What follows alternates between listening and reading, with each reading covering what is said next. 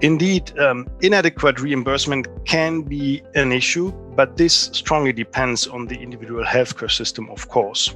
However, a worldwide unity is probably that payers will always try to reduce reimbursement and to cut budget. And they preferably do this in medical services and in specialties that provide no or little resistance to them. Thus, if you do not provide resistance and fight for your specialty, you make it easy for your payers to cut down the budget. And once this has happened, it is very difficult to get it back.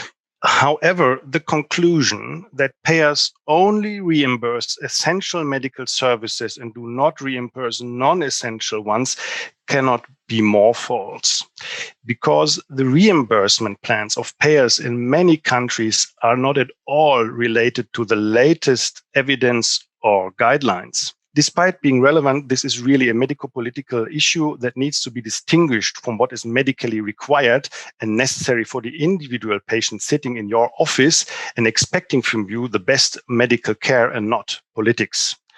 The problem, however, is really if doctors start to only perform diagnostics or treatments that are reimbursed by the payers, because then you make yourself a slave of the system.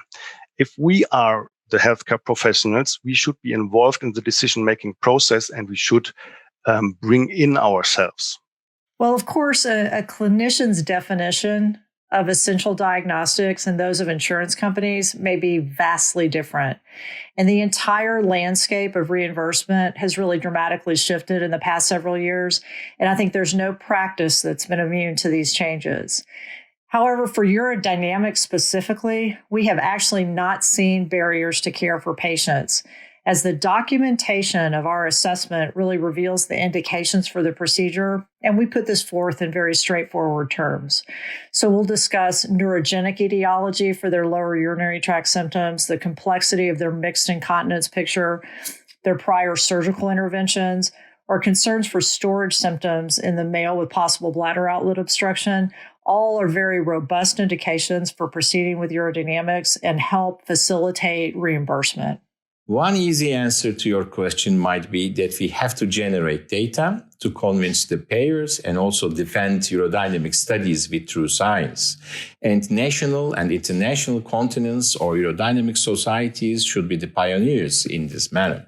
But on the other hand, the urodynamic study to me is like my reflex hammer.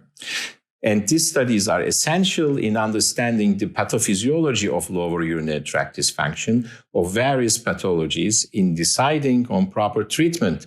This is a well-established tool for objective diagnosis.